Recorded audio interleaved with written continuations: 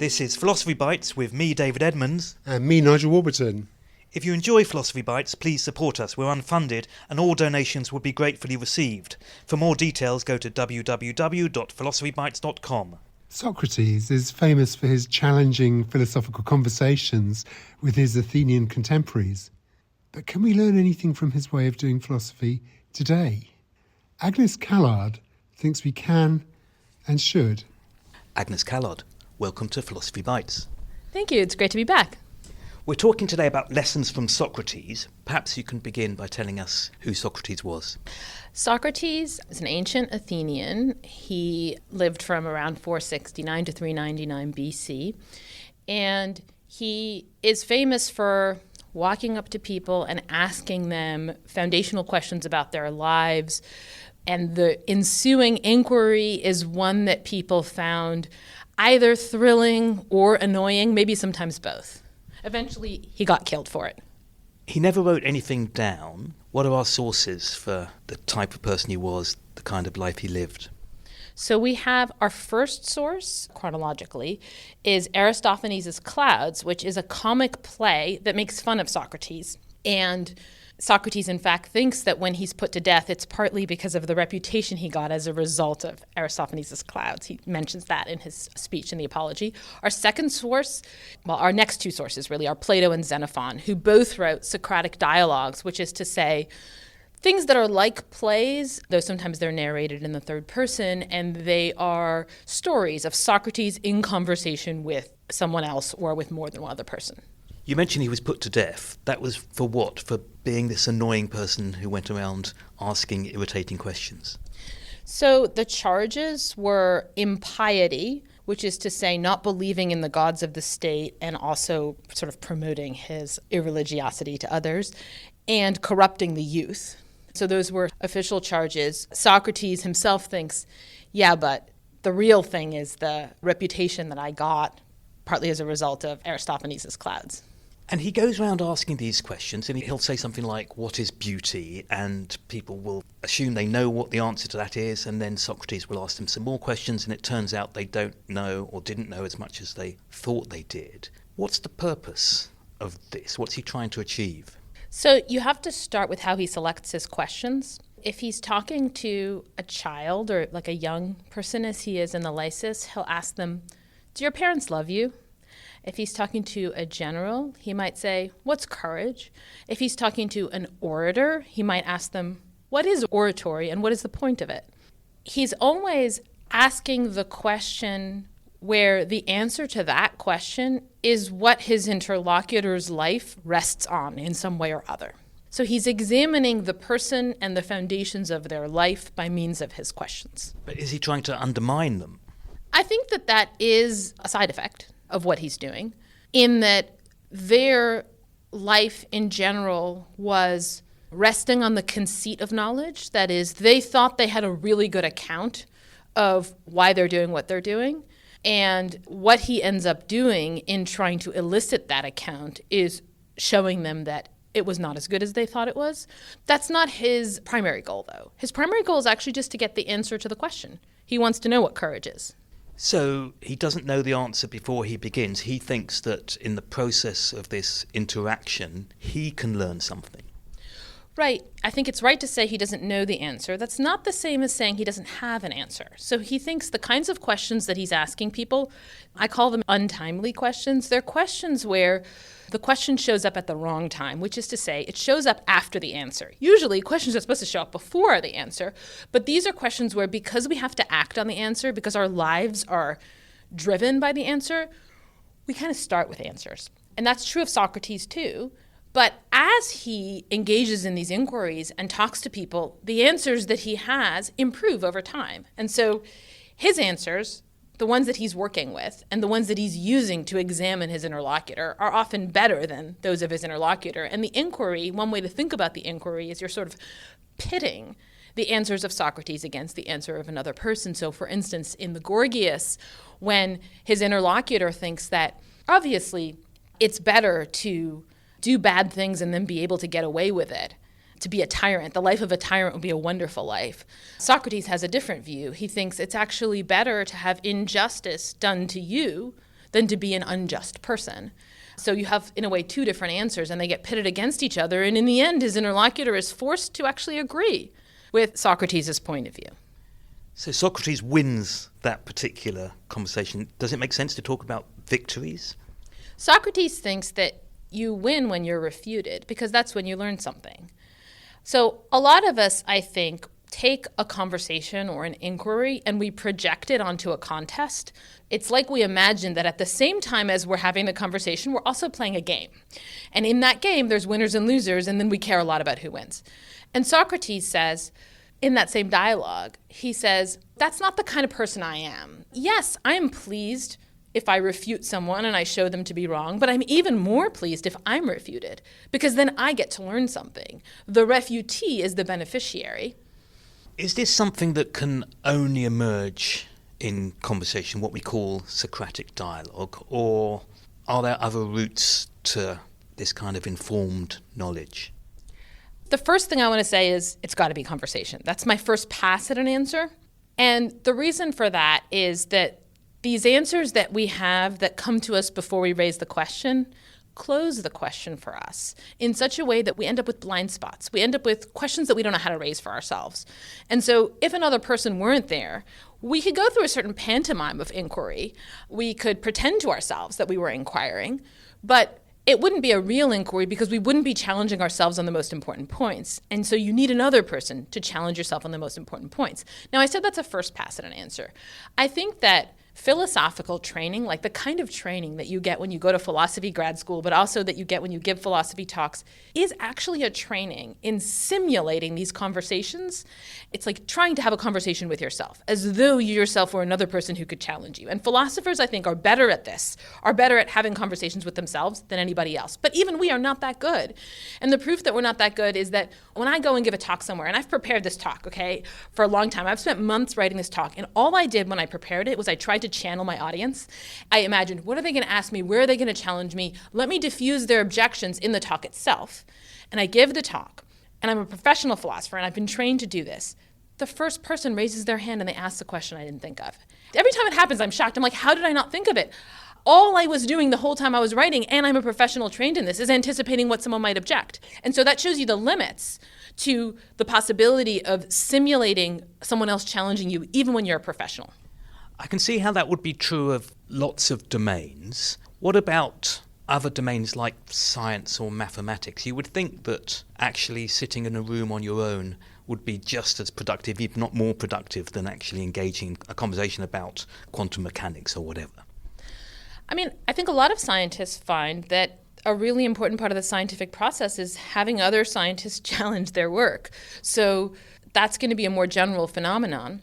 But I do think that the claims that I'm making are grounded in a specific set of questions, the ones that I call untimely. And there's a reason why you have trouble inquiring into them. It's because you have these blind spots. Now, I think the reason why scientists often find that they kind of need a second point of view is because their answer to some scientific question becomes, in a way, untimely for them. They become invested in it. They no longer hold the question open because they feel like their theory has to be right or something, and then they need a second set of eyes for exactly the same reason. I'm thinking in part of perhaps the greatest philosopher of the 20th century, Ludwig Wittgenstein, who famously in 1913 decides that he's going to go off to Norway and live entirely alone until he's solved all the problems of logic and doesn't want any interactions with anybody. I think one way to understand my book is like it's the anti-Wittgenstein philosophy book. So there are a lot of readings of Wittgenstein, but on at least one reading, he sort of thought philosophy was a mistake and that what one really needed was a kind of therapy to get you out of the problem of being engaged philosophically in the first place, and that that's really the only job for philosophy, is to cure you of the disease of philosophy. In a way, Wittgenstein's point of view on philosophy is actually not that different from Tolstoy's, where it's the having asked the question that is the mistake.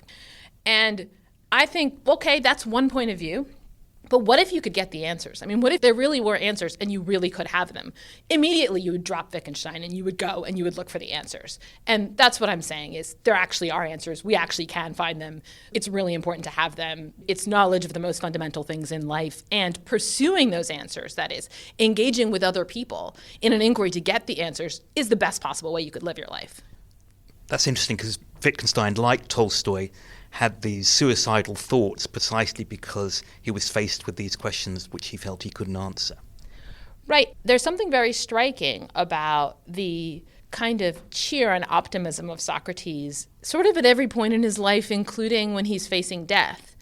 I think Plato makes a lot of effort to put Socrates forward as a happy person. Here's a happy life.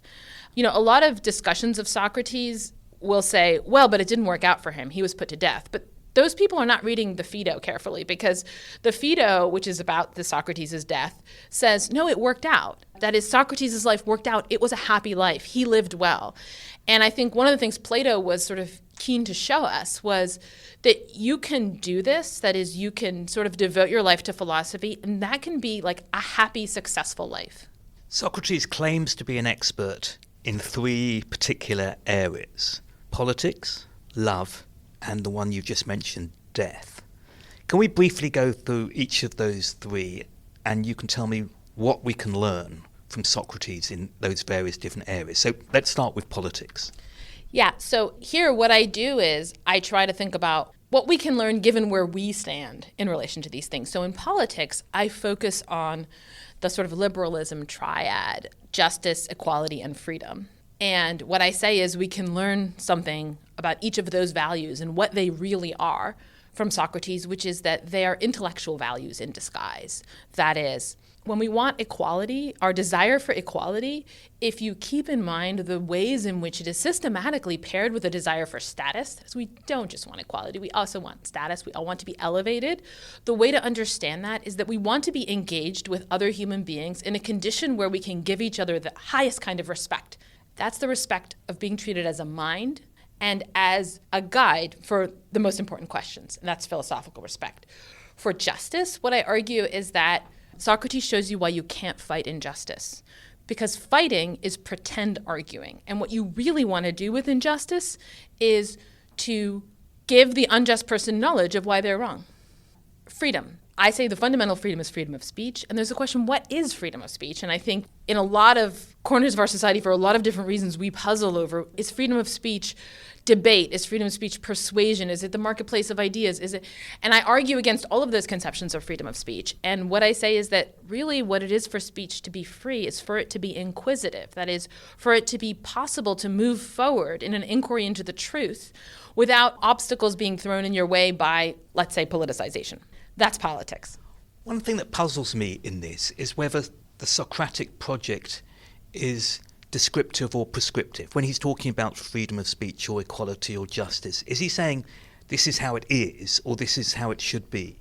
That's a great question. So I introduced something that I call the Socratizing move, which is X is really Y. That's the formula of it. Now, there's a version of X is really Y that is reductive, like human interactions are nothing but power relations, say Foucault, or everything that doesn't seem to be about sex is really about sex, Freud. You know, morality is really about ressentiment, Nietzsche. There's a set of thinkers who want to show us that the phenomena in our everyday life are rooted in things that are more base than we would like to recognize. Socrates just makes the opposite move. He says the phenomena in our everyday life are rooted in things that are more noble than we recognize. That when we are interacting with each other politically, we have a higher calling, and that higher calling is manifest in the kinds of demands we already make on our political interactions. And those demands will be, in a way, contradictory until we relocate them in their proper home. Is the desire for status a higher calling? Yes, absolutely. So status, as I understand it, is the worth that other people accord you. That is the value that other people take you to have. And as much as we espouse a rhetoric of you shouldn't care what other people think about you, everybody cares what other people think about them. And most of what gets called like self-respect or self-worth or whatever is just a function of what other people think about you. So it matters. It really matters what other people think about you. And that's because other people really matter. That's because the most important human projects involve other human beings whose estimation of whether or not you can be a partner in that project is what determines how well your life goes. And so what I say is the desire for status isn't a bad thing. It's just that we've put it in the wrong place. Okay, so that's politics. Now, love. You mentioned sex. Sex presumably is part of love? Right, there's a lot of different kinds of love, but I'm specifically interested in romantic love. And I'm interested in this fact that we have a kind of like romantic ideal, like a story, a romance story of like the perfect romance. And then often our lives don't fit that. Often like dating is horrible, or marriage gets boring, or people are in toxic relationships. Like love just routinely doesn't work out, which is to say we have expectations for it that don't meet the reality. And the question is, where do those expectations come from? Why did we think it was this magical thing? One way I think to make this really vivid is just to think about areas of life when we don't have these expectations. So an example I give is like, imagine you had a friend and you found them banging on the door of a restaurant. They're saying, let me in, but the restaurant is closed. And you say, oh, like, is this restaurant so amazing?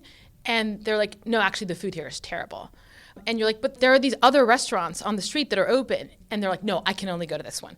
At a certain point, you would think there was something deeply wrong with your friend. You would think that they had suffering some kind of mental breakdown. But that is just what people do when they're like texting their ex who they deeply resent late at night, trying to get back together with someone who they said they would never get back together with and who's only treated them terribly. And when that happens in the context of romance, we're like, oh yeah, of course. So that's a Socratic insight into the nature of love.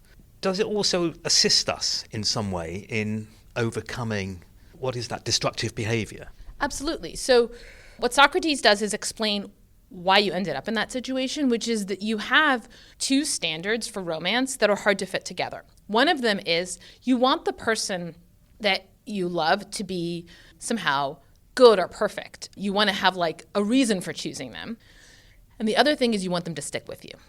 And there's a kind of tension between these two things, because if I'm choosing people for having the best possible qualities, if I meet someone who has better qualities, I should dump the first person for the next person. And if I'm going to stick with you through thick and thin, even if you turn out to suck, then I'm giving up on the goodness requirement. So there's a goodness requirement and an attachment requirement. And what Socrates does is he shows you, and I want to sort of preface this by saying, okay, this is pretty counterintuitive, and it's probably the most counterintuitive thing that Socrates says, but it does solve this problem, that what you really love isn't people. What you really love is something like an ideal. And it's an ideal that you yourself could instantiate. And what other people are a necessary route to your getting to that conclusion. And so you shouldn't blame other people for not being perfect. What you should do is figure out how the two of you can pursue a kind of perfection together. You have this row with your partner, and then at the end you say, I still do love you. Or rather, I don't love you, I love an ideal, not of you, of what? An ideal of love.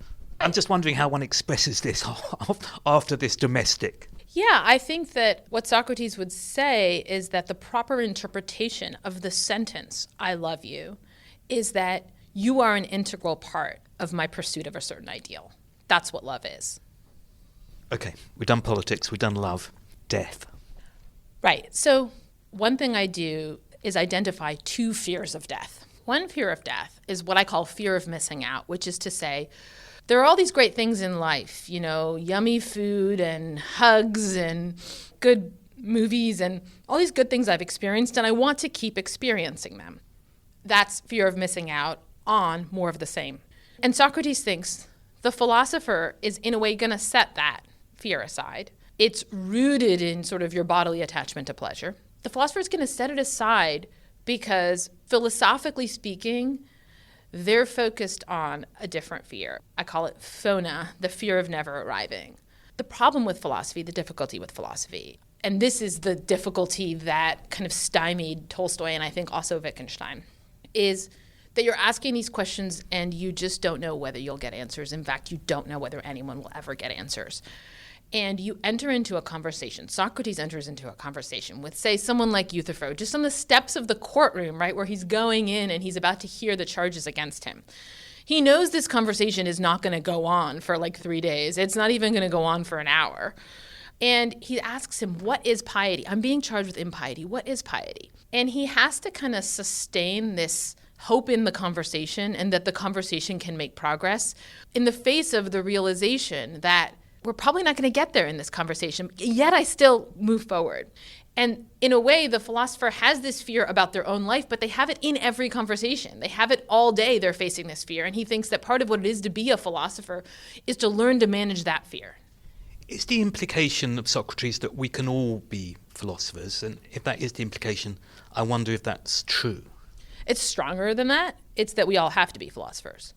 And it's something like the project of philosophy is inscribed in the living of our everyday life, in the sense that there are a bunch of incoherences in our lives that point in the direction of philosophy. I've given you some of them about love, death, and politics. Two other ones that I talk about are weakness of will and our tendency to revenge.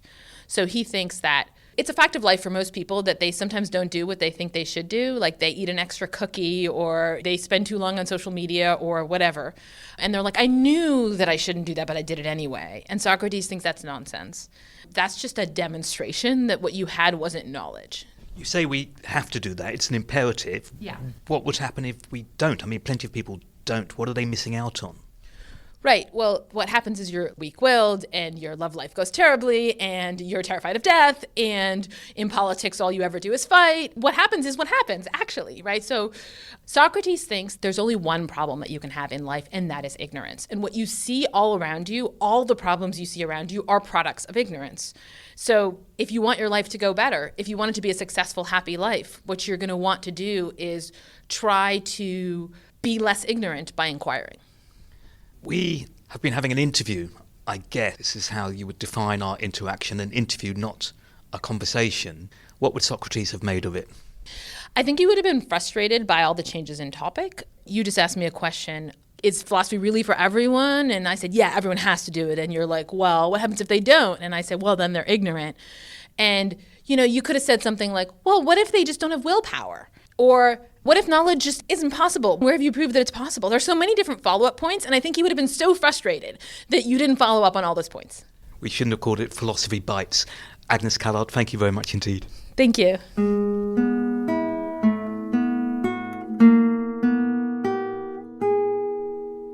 For more Philosophy Bites, go to www.philosophybites.com. You can also find details there of Philosophy Bites books and how to support us.